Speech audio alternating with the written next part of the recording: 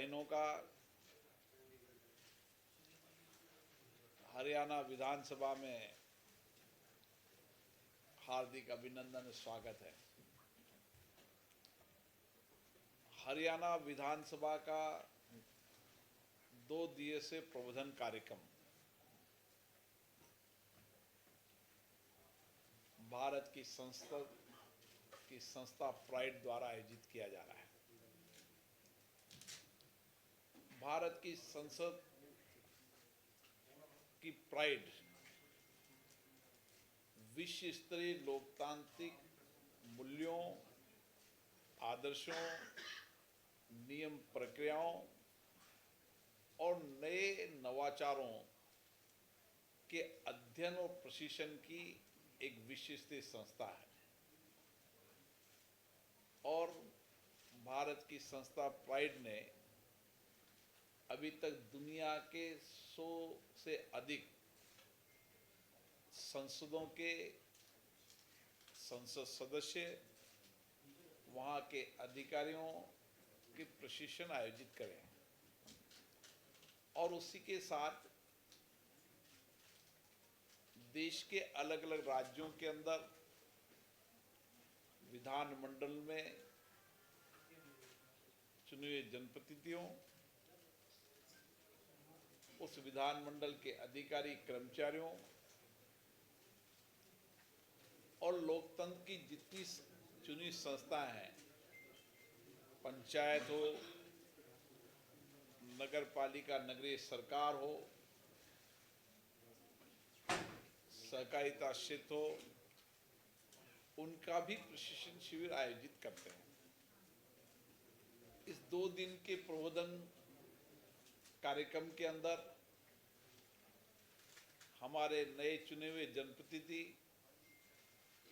और अनुभवी जनप्रतिनिधि जो एक बार से ज़्यादा विधानसभा में चुनकर आए हैं, उन सबका प्रबोधन कार्यक्रम है। हरियाणा का एक ऐतिहासिक महत्व है। आध्यात्मिक स्वतंत्रता सेनानी की एक लंबी लड़ाई का प्रदेश रहा है और गीता का संदेश, क्रम प्रधान संदेश भी इसी धरती से गया है। और पानीपत का युद्ध हो, ऐसे ऐतिहासिक कई घटनाक्रम हैं और इसीलिए हरियाणा आज भी यहाँ के नौजवान सीमा पर देश की रक्षा का काम कर रहे हैं, अर्धसैनिक बलों में काम कर रहे हैं, कृषि के क्षेत्र में उन्नत कृषि, खिलाड़ियों के क्षेत्र के अंदर देश में सबसे ज़्यादा खिलाड़ी हरियाणा, ऐसी कई ऐतिहासिक और इतिहास की घटनाएं इस प्रदेश में रही है और इसी तरीके से हरियाणा विधानसभा का भी एक समृद्ध लोकतांत्रिक इतिहास रहा है। इसलिए यहाँ के विधायकों का एक अनुभव है और मेरा मानना है कि विधायी क्षमता जितना श्रेष्ठ नेतृत्व करेगी, उतना ही लोकतंत्र सशक्त मजबूत होगा। लोकतंत्र में चर्चा संवाद लोकतंत्र की आत्मा है। सहमति असहमति हमारे लोकतंत्र को ताकत है और दुनिया के अंदर हम ये गर्व के साथ कह सकते हैं कि सबसे बड़ा लोकतंत्र भारत भी है और चर्चा संवाद सहमति असहमति से हमने इस 75 वर्ष की यात्रा के अंदर देश के सामाजिक आर्थिक विकास के नए मापदंड स्थापित किए। हमने आज़ादी के बाद संविधान के मार्गदर्शन के अंदर, चाहे राज्य की विधानसभाएं हो, चाहे संसद हो, नए कानून बनाने का काम किया है।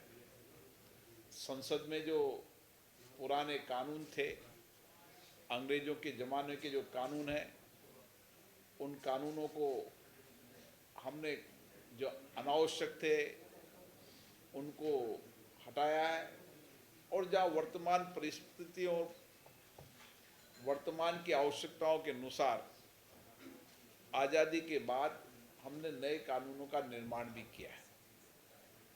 इसलिए कानून बनाने का एक काम राज्य की विधानसभा और लोकसभा का होता है, और कानून बनाते समय अच्छी चर्चा हो, संवाद हो, सकारात्मक चर्चा हो, इसके लिए ये विधायी प्रशिक्षण बहुत आवश्यक है, क्योंकि टेक्नोलॉजी ने बहुत कुछ परिवर्तन किया है। इसलिए कानून बनाते समय पुरानी डिबेट, चर्चा, संवाद का व्यक्ति अध्ययन कर सके, जनप्रति अध्ययन कर सके, ताकि बेहतर तरीके की चर्चा संवाद कर सके। इसी के साथ विधायकों को बड़ी अपेक्षाओं के साथ जनता चुनकर भेजती है। उनकी चिंताएं, उनकी अपेक्षाएं, उनकी कठिनाइयों को समय समय पर विधानसभा में रखना, उसके समाधान कराने का प्रयास करना, और राज्य की नीतियों, कार्यक्रम, योजनाओं की समीक्षा करना, और उन नीतियों, कार्यक्रम से कितना सकारात्मक प्रभाव सामाजिक आर्थिक परिवर्तन हुआ है उसका अध्ययन करना। माननीय विधायक जो चुनकर आते हैं एक विधानसभा के जरूर विधायक हैं, लेकिन उन पे पूरे राज्य के नेतृत्व की जिम्मेदारी होती है। उनकी ये भी जिम्मेदारी है कि राज्य के महत्वपूर्ण मुद्दों पर चर्चा करें, राज्य की नीतियों, कार्यक्रम, योजनाओं पर चर्चा करें, कानून बनाते समय सार्थक चर्चा करें, संवाद करें। इस परिशीलन कार्यक्रम के अंदर जो विधान सभाओं, लोकसभा में जो अनुभवी सांसद हैं, विधानसभा के अध्यक्ष हैं, उनके द्वारा प्रशिक्षण देने का कार्यक्रम भी आयोजित किया जाता है। और शिक्षण, प्रशिक्षण, सीखना ये जीवन का हिस्सा होना चाहिए। हमेशा जिज्ञासा होनी चाहिए सीखने की, और इसीलिए दोनों तरफ से चर्चा, संवाद से हम अपनी विधायी क्षमता, नेतृत्व को और बढ़ा सकते हैं। मेरा मानना है कि विधानसभाओं के अंदर हो चाहे संसद के अंदर, नियोजित गतिरोध लोकतंत्र के लिए उचित नहीं है। सहमति, असहमति हमारे लोकतंत्र की ताकत है, लेकिन जो नई परंपरा शुरू हुई है नियोजित गतिरोध की, न वह देश के लिए उचित है, न प्रदेश के लिए उचित है। व्यवधान के माध्यम से सदन गतिरोध पैदा होता है, उसके कारण सदन का समय भी खराब होता है, और जो विधायी कार्य मान्य सदस्य करना चाहिए उसका समय भी खराब होता है। इसलिए मेरा मानना है कि राज्य विधानसभाओं के अंदर अच्छी चर्चा हो, संवाद हो, गरिमापूर्ण चर्चा, संवाद हो, इसके लिए प्रशिक्षण कार्यक्रम आवश्यक है। मुझे आशा है कि हरियाणा विधानसभा लगातार अपनी विधानसभाओं की बैठकों की संख्या बढ़ा रहा है, बजट पर बेहतरीन चर्चा कर रहा है, और अपने विधायकों की कार्य क्षमता को बढ़ाने के लिए नए इनोवेशन कर रहा है, टेक्नोलॉजी का उपयोग कर रहा है। पेपरलेस विधानसभा की ओर हरियाणा बढ़ चुका है, और जो नए इनोवेशन अलग अलग राज्यों की विधानसभाओं में है, वो हमारे विधानसभा अध्यक्षों के सम्मेलन में समय समय पर उन पर चर्चा, संवाद होती रहती है, और एक दूसरे की लोगों के अनुभवों का लाभ विधानसभा अध्यक्षों को मिलता है, विधानसभा की कार्यप्रणाली को मिलता है, क्योंकि राज्य की विधानसभाओं में स्वायत्तता है, उनके अपने नियम, प्रक्रिया होती है। हमारी कोशिश होती है कि राज्य की विधानसभाओं के नियम, प्रक्रियाओं में भी समय समय पर बदलती आवश्यकताओं के अनुसार अपने नियम, प्रक्रियाओं में भी परिवर्तन करने का प्रयास करें, ताकि हम आज की वर्तमान परिस्थितियों के अनुसार बेहतर नियम प्रक्रियाओं से विधानसभा के सदन चला सकें। इसी के साथ साथ संसदीय समितियां, विधानसभा की संसदीय समितियों का भी मिनी पार्लियामेंट की तरह काम होता है। वो बजट की समीक्षा करता है, विभागों के कार्यों की समीक्षा करता है और कार्यपालिका की पारदर्शिता लाने में संसदीय समितियों और विधानसभा का बड़ा महत्व होता है। इसलिए शासन में पारदर्शिता है, कार्यपालिका में जवाबदेही हो, ये विधानमंडल हो चाहे संसदीय समितियों, इनका ठीक से बेहतर उपयोग विधायक कर सके, ये भी इस प्रशिक्षण कार्यक्रम का एक हिस्सा होता है, ताकि हम लोकतांत्रिक मूल्यों को स्थापित करते हुए लोकतंत्र की लोगों की भावनाओं, लोगों की अपेक्षाएं को बेहतर तरीके से विधायक जानता है। और इसीलिए जितना विधायी क्षमता उसकी नेतृत्व अच्छा होगा, उतना ही बेहतर वह कार्यपालिका पर नियंत्रण कर पाएगा, कार्यपालिका में पारदर्शिता लाएगा और शासन में जवाबदेही तय कर पाएगा। ऐसे हमारे प्रशिक्षण के कार्यक्रम चलते रहते हैं। मुझे आशा है कि हरियाणा विधानसभा 2 दिन के अंदर इन प्रशिक्षण कार्यक्रम से उनकी विधायी क्षमता, उनकी नेतृत्व क्षमता और अच्छी होगी। स्पीकर साहब, आपने संबोधन में कहा था कि जो संसदीय समितियां हैं, मिनी पार्लियामेंट, अभी भी कहा आपने कि ड्राफ्ट जो लेजिस्लेशन का तैयार होता है, अगर उस संसदीय समितियों के पास डिस्कशन के लिए किया जाए तो और अच्छा बेहतर हो सकता है कि अधिकारी जो है वो उसको कर लेते हैं। पर मेरा ये ज़्यादा मुझे जानकारी है कि ड्राफ्ट भले ही अधिकारी करें, कैबिनेट में वो जाता है, कैबिनेट को सारी कैबिनेट बैठी होती है, उसमें डिस्कशन होता है और फिर जब उसके बाद मंजूर होने के बाद विधानसभा या लोकसभा में पेश करते हैं तो वहाँ पर भी चर्चा होती है। तो इस पे हमारे यहाँ तो वैसे वर्तमान स्पीकर साहब भी और पुराने वाले स्पीकर साहब ने भी ये सुनिश्चित किया था कि 5 दिन पहले कम से कम एमएलए के पास वो चला जाए ताकि अच्छी डिस्कशन हो। तो कई बार वो लेट हो जाता है। तो इस पे इस तरीके से आप चाह रहे हैं कि और बेहतर तरीके से, मतलब कितने दिन पहले लेजिस्लेशन तो पहले डिपार्टमेंट की तरफ से तैयार होता है। हर राज्य की विधानसभा की अपनी अपनी स्वायत्ता होती है, उनकी नियम प्रक्रिया होती है, लेकिन हमें प्रयास करना चाहिए कि हमारा जो लेजिस्लेटिव वर्क है, जो हमारी बिल बनाने का जो प्रोसेस है, उसके अंदर जो बिल के प्रारूप हैं, जो प्रस्ताव है, वो परिचालित किए जाते हैं जनता के अंदर। और जनता जब प्रचालित करते हैं तो जनता के सुझाव भी उसमें आते हैं। संसद के अंदर आवश्यक होने पर कई विधेयकों को संसदीय समितियों के पास भेजा जाता है। संसदीय समितियों के अंदर सभी दल के प्रतिनिधि होते हैं। उस विधेयक पर वहाँ भी व्यापक चर्चा मंथन होता है, स्टेक होल्डरों से भी चर्चा की जाती है। जो उस कानून से प्रभावित लोग हैं, उन सब वर्गों से संसदीय समिति चर्चा करती है। तो उसके बाद संसदीय समितियां जो विधेयक सदन में रखती है, उस पर फिर चर्चा होती है, तो उससे कानून ठीक बनता है। कई राज्य विधानसभाओं के अंदर प्रक्रिया है। मुझे आशा है कि हरियाणा के अंदर 5 दिन की प्रक्रिया है, कई राज्य विधानसभाएं तो 1 दिन की प्रक्रिया होती है। हम वहाँ भी कोशिश करते हैं कि सुबह विधेयक लाते हैं, शाम को पारित कर लेते हैं, ऐसा भी मैंने देखा है। तो ये उचित नहीं है। कोशिश करना चाहिए कि विधेयक कम से कम आप परिचालित ठीक समय पे करें, ताकि उसको ठीक से जनप्रतिनिधि पढ़ सके, अध्ययन कर सके, स्टेक होल्डरों से चर्चा कर सके और बेहतर संवाद कर सके। जितना विधायी क्षमता के अंदर कानून बनाते समय चर्चा संवाद होगा, उतना ही बेहतर कानून। इसके साथ साथ हमारी प्राइड लेजिस्लेटिव ड्राफ्टिंग का भी प्रशिक्षण का कार्यक्रम आयोजित कर रहे हैं। वर्तमान में लेजिस्लेटिव ड्राफ्टिंग के अंदर कमी आ रही है और अनुभवी लोगों की कमी आ रही है।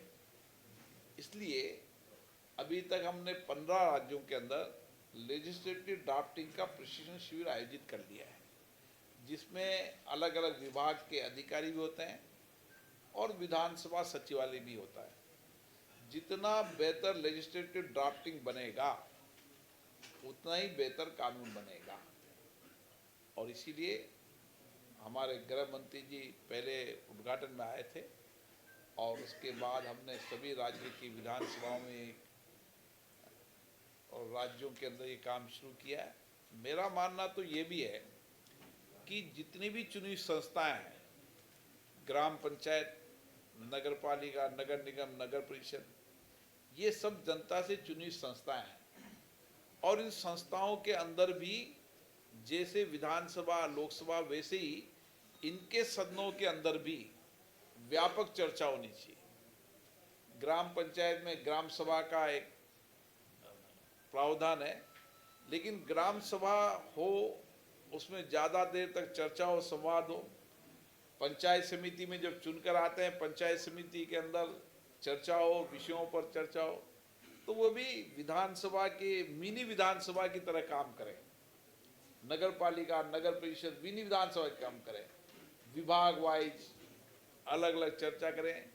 लेकिन अभी हम परंपरा देख रहे हैं कि चाहे पंचायत हो, चाहे पंचायत समिति हो, चाहे जिला परिषद हो, नगर पालिका हो, नगर परिषद हो, इसमें और प्रशिक्षण की आवश्यकता है।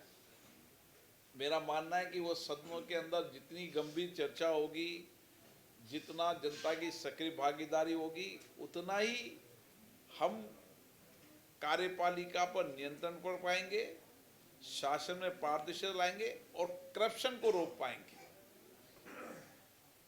और इसीलिए आप सबका सहयोग चाहिए कि उसमें क्या है, पत्रकारों का सहयोग इसलिए आवश्यक है कि वह ऐसे जो परंपराएं हैं उन परंपराओं को डिस्करेज करें, अच्छी परंपराओं को लागू करें। सर, एक सवाल है सर, जो हरियाणा का हिस्सा है सर विधानसभा में या सेक्रेटेरिएट में सर, उस पर सवाल उठता रहा, जैसे आपके सामने आज उठा, तो उसमें सर जो हरियाणा की हिस्सेदारी 40% है, 60 पंजाब की है, तो वो हिस्सा कब तक हो पाएगा? जैसे सर विधानसभा की नई मांग के लिए जमीन की मांग हो रही है, सब चीजें सर, ये विशेष शासन का होता है और दोनों शासन बैठकर चर्चा करते हैं। इसमें लोकसभा और विधानसभा हस्तक्षेप नहीं करती। ये शासन के हिस्से रहा है लोकसभा के अंदर, तो लोकसभा में आपको क्या लगता है? आपने जो बात करी अभी कि एक नई परंपरा शुरू हुई है और एक अराजकता का भी दौर हो रहा है और उसका कामकाज जो है प्रभावित किया जाता है। देखिए कौन सा दल आपको लगता है कि ज्यादा इस परंपरा के अंदर शामिल हो रहा है? देखिए, हम प्रयास करते हैं। इस बार का बजट सत्र की प्रोडक्टिविटी 117% रही। जब कोविड का समय था, जब प्रोडक्टिविटी हमारी 165%, 145% रही। ऐसा नहीं कि सदन में देर रात तक बैठकर भी माननीय सदस्यों ने चर्चा की। कोविड जैसे विपरीत समय में भी देर रात तक बैठकर चर्चा संवाद की। तो ऐसा नहीं कि सदनों के अंदर चर्चा संवाद नहीं, लेकिन कई बार नियोजित तरीके से गतिरोध होता है, वह लोकतंत्र के लिए उचित नहीं है।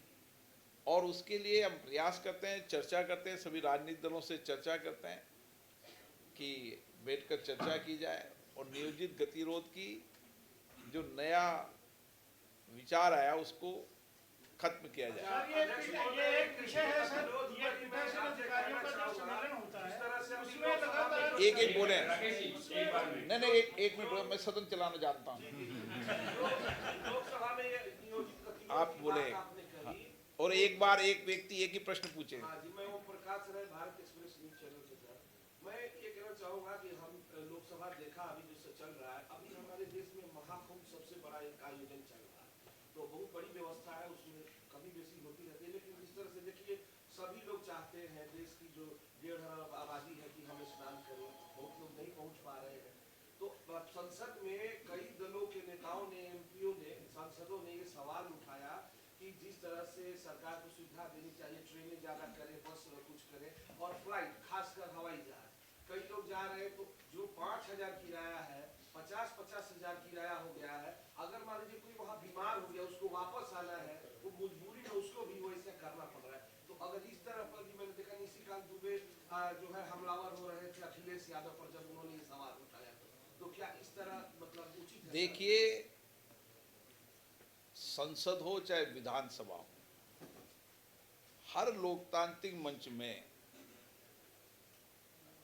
अपने अपने दल की विचारधारा के आधार पर, उनकी नीतियों के आधार पर अपनी बात कहते हैं। सहमति, असहमति, आलोचना, ये हमारे लोकतंत्र की ताकत है। कई बार आलोचना से भी पारदर्शिता आती है, शासन के अंदर जवाब देते होती है, लेकिन आलोचना सकारात्मक हो, सुझाव के रूप में हो, समस्या के समाधान का रास्ता बताने के लिए हो, तो लोकतंत्र के मंच की ताकत बढ़ती है। इसलिए अपने अपने विचार हैं, लोकतंत्र में सबको अपने विचार कहने की स्वतंत्रता इस देश के अंदर, ये तो लोकतंत्र है। हमारा लोकतंत्र केवल आज का नहीं, हम तो सदियों पुराना लोकतंत्र रहा है हमारा। हमारी तो ग्राम समिति के अंदर जब कोर्ट नहीं हुआ करते थे, थाने नहीं हुआ करते थे, जब भी हम गांव के अंदर बैठकर निर्णय करते थे और गांव उसको मानता था। यही लोकतंत्र है कि आपस में बैठ कर चर्चा करना, समाधान। सहमति असहमति उस समय भी थी, आज भी है, लेकिन उस सहमति असहमति में फिर सहमति भी निकलती है जो सबकी सामूहिक रूप से होती है और अच्छी है कि देश हित में प्रदेश के अंदर इस समय समस्याओं पर चर्चा हो, लेकिन उसके साथ जब देश हित का प्रदेश का हित हो, सामूहिक रूप से। केवल विरोध है इसलिए विरोध ही करना है, विरोध है विरोधी करना, ये अच्छी परंपरा है और समाधान भी उससे निकलेगा। आप आज राज्य की विधानसभा में मुद्दे उठाओगे, सरकार के ध्यान में लाओगे, तो सरकार उसका समाधान करेगी। जब तक आप चर्चा नहीं करोगे, संवाद नहीं करोगे, जब तक लोकतंत्र के अंदर ये तो ताकत है, नहीं तो ब्यूरोक्रेटिक सिस्टम में चले जाए। जनता से जुने हुए जितना लोकतंत्र के अंदर क्यों ताकतवर मजबूत हुआ, क्योंकि लोकतंत्र में सीधा संवाद जनता से जनप्रतिनिधि का रहता है और बेहतर जनप्रतिनिधि वही होता है जो ज्यादा संवाद रखे, जिसकी ज्यादा सक्रिय भागीदारी है और वो जनता की भावनाएं, अपेक्षा, आकांक्षाओं, चुनौतियों, कठिनाइयों को सदनों में रखे। मेरा एक सवाल है सर कि जो पीठासीन अधिकारियों का जो सम्मेलन होता है उसमें अलग अलग विषय आते हैं, एक तो उन विषयों का क्या रहता है, दूसरा एक जो बड़ा था कि वित्तीय स्वायत्तता हर विधानसभा ने चाहा है, जयपुर का सम्मेलन हुआ चाहे पटना का हुआ, वित्तीय स्वायत्तता को लेकर आपका क्या मानना है? देखिए, वित्तीय स्वायत्तता होनी चाहिए और राज्य विधानमंडल के अध्यक्ष सम्मेलन में उन्होंने प्रस्ताव भी पारित किया है और सभी राज्यों के माननीय मुख्यमंत्रियों से आग्रह भी किया है कि वो राज्यों को वित्तीय सहायता दें। कई राज्यों ने इसके लिए प्रयास शुरू किए हैं। मुझे लगता है कि एक दिन बेहतर परिणाम आएंगे, राज्य की वित्तीय सहायता